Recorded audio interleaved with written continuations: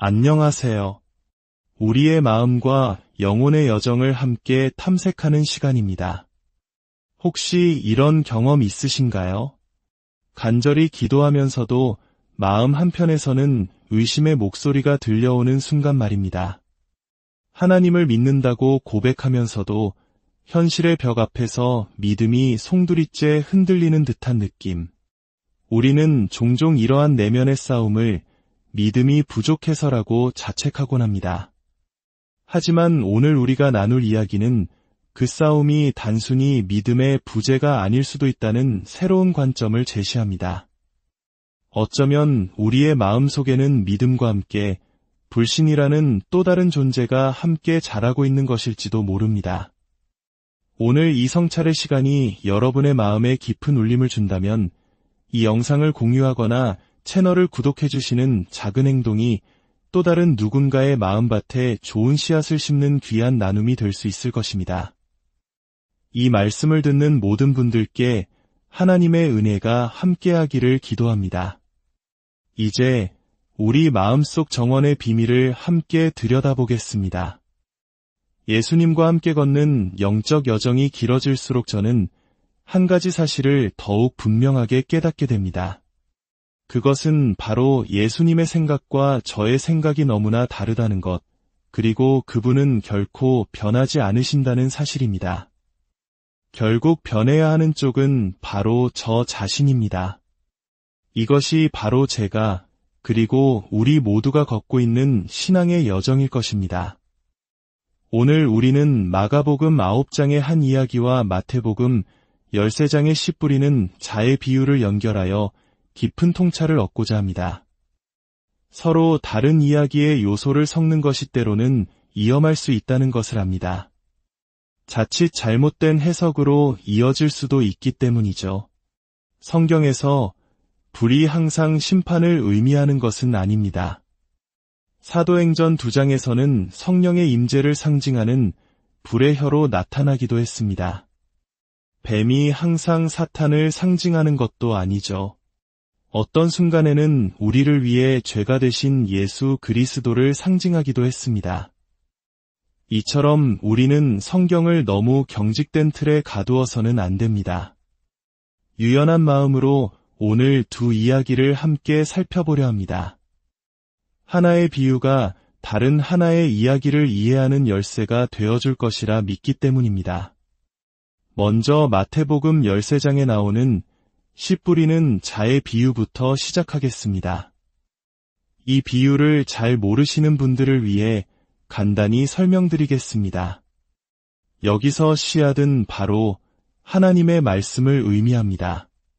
그리고 토양 즉 받은 그 말씀을 받아들이는 우리의 마음 상태를 상징합니다. 이 비유는 우리에게 아주 중요한 교훈을 줍니다. 하나님의 말씀이 열매를 맺느냐 맺지 못하느냐가 그 말씀 자체가 진리인지 아닌지를 증명하지는 않는다는 것입니다. 비유에 나오는 4종류의 밭 중에 3종류의 밭은 열매를 맺지 못했습니다. 말씀은 분명 진리였지만 마음밭이 준비되지 않았기 때문입니다. 잘못은 하나님의 말씀에 있는 것이 아니었습니다. 많은 사람들이 열매를 보아 그 나무를 안다는 말씀을 오해하곤 합니다. 어떤 사역의 결과물, 즉 열매만 보고 그것이 하나님의 일인지 아닌지를 판단하려 합니다. 하지만 항상 그런 것은 아닙니다. 예수님께서는 10명의 나병 환자를 고쳐주셨지만 돌아와 감사함을 표한 사람은 단 1명이었습니다. 그렇다고 해서 나머지 9사람의 치유가 가짜였을까요? 아닙니다. 하나님의 말씀의 진정성은 우리가 그 말씀을 어떻게 받아들이고 행동하느냐에 따라 증명되는 것이 아닙니다. 우리의 반응이 하나님을 심판대에 세울 수는 없습니다. 오히려 그 말씀을 통해 심판받는 것은 바로 우리 자신입니다. 오늘 우리가 주목할 부분은 마태복음 13장 22절에 가시떨기에 떨어진 씨앗에 대한 말씀입니다. 가시떨기에 뿌려졌다는 것은 말씀을 들으나 세상의 염려와 재물의 유혹에 말씀이 막혀 결실하지 못하는 자여, 이 구절을 하나의 그림으로 그려봅시다. 제 아내는 정원 가꾸기의 달인이지만 최근에 몸이 아파 정원을 돌보지 못했습니다. 지금 저희 집 정원에는 저희가 심었던 고추나무보다 잡초가 훨씬 더 무성하게 자라 있습니다. 저희는 분명 좋은 씨앗을 심었지만 정원을 제대로 돌보지 못한 사이에 다른 씨앗들, 즉 잡초들이 침입한 것입니다. 그 잡초들은 땅의 양분과 수분을 모조리 빼앗고 무성하게 자라나 정작 열매를 맺어야 할 식물들 위로 그늘을 드리워 성장을 방해하고 있습니다. 하나님의 말씀도 이와 같습니다. 로마서 10장 17절은 말합니다. 그러므로 믿음은 들음에서 나며 들음은 그리스도의 말씀으로 말미암았느니라. 우리 함께 따라 해볼까요? 믿음은 들음에서 나며 들음은 그리스도의 말씀으로 말미암았느니라. 여기서 주목할 점은 하나님의 말씀을 듣기만 하면 믿음이 생긴다고 하지 않았다는 것입니다. 만약 그랬다면 우리는 그저 24시간 내내 성경 구절을 틀어놓기만 하면 금요일쯤에는 모두 엄청난 믿음의 소유자가 되어 있을 겁니다. 하지만 믿음은 그렇게 기계적으로 작동하지 않습니다. 믿음은 들음에서 옵니다. 이것은 하나님의 음성에 인격적으로 연결되는 경험을 의미합니다. 그리고 하나님의 말씀을 가까이 하는 것이 바로 그분의 음성을 듣는 우리의 귀를 훈련시키고 예민하게 만드는 길입니다. 하지만 여기에 도전이 있습니다. 하나님께서 제게 주신 말씀에 씨앗이 있습니다. 그런데 동시에 제 마음속에는 다른 생각, 과거의 실망감, 다른 사람을 향한 비판, 불평과 같은 또 다른 씨앗들이 자라납니다. 이 모든 씨앗들이 한정된 마음의 양분을 얻기 위해 치열하게 경쟁합니다. 성경은 무엇이라고 말합니까? 세상의 염려, 다른 관심사, 분주함과 같은 것들이 말씀의 성장을 가로막는다고 말합니다. 사탄은 우리의 삶을 일부러 더 분주하게 만듭니다. 우리의 걱정과 염려를 부풀립니다. 왜냐하면 그렇게 우리의 마음에 염려의 씨앗을 심어두면 그 씨앗들이 자라나 하나님의 말씀이라는 귀한 씨앗과 경쟁하여 결국 열매 맺지 못하게 할 것을 알기 때문입니다. 이제 이 마음의 정원이라는 그림을 가지고 마가복음 9장으로 넘어가 보겠습니다. 한 절박한 아버지의 이야기입니다. 17절부터 함께 읽어보겠습니다. 무리 중에 한 사람이 대답합니다. 선생님, 말 못하게 하는 귀신 들린 내 아들을 선생님께 데려왔나이다. 귀신이 어디서든지 그를 잡으면 거꾸러져 거품을 흘리며 이를 갈며 그리고 파리해져 가는지라. 내가 선생님의 제자들에게 내쫓아 달라 하였으나 그들이 능히 하지 못하더이다.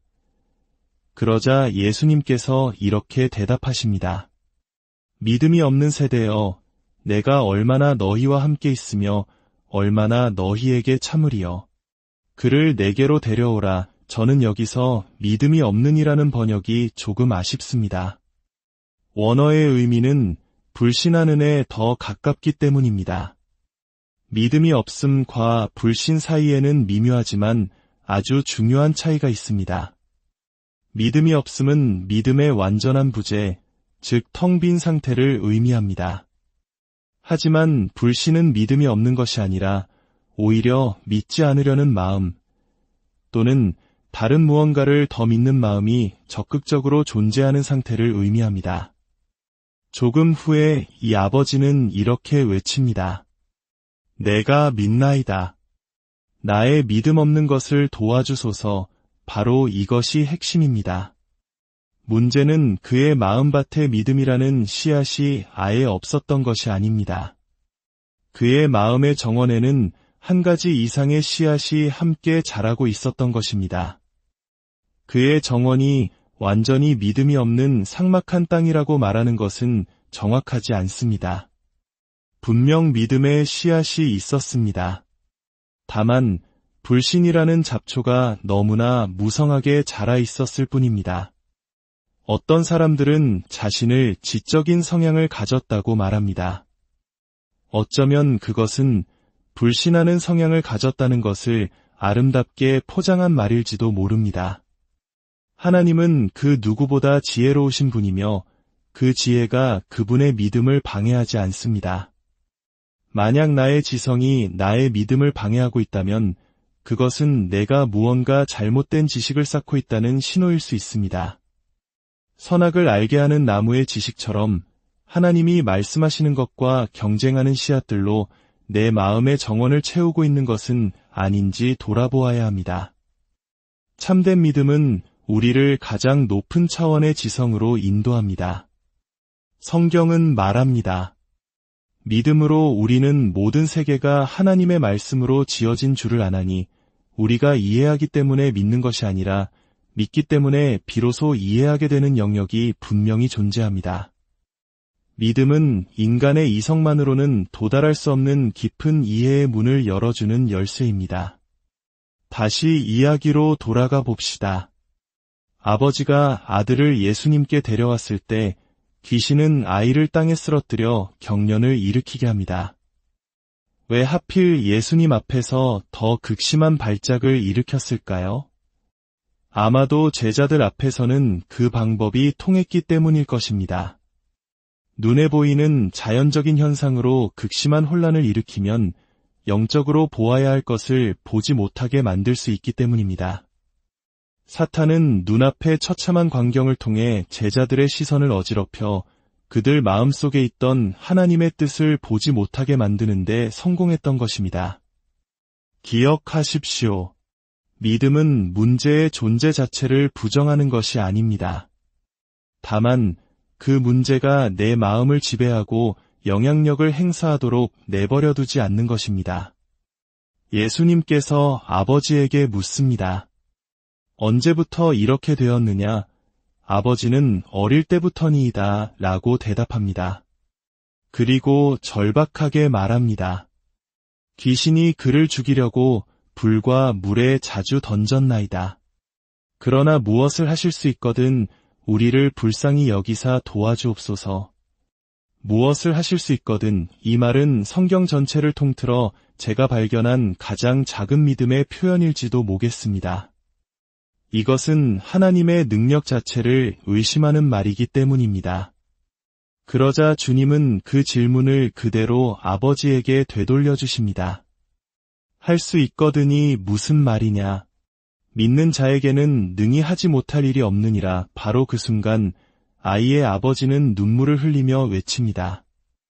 내가 믿나이다. 나의 믿음 없는 것을 도와주소서.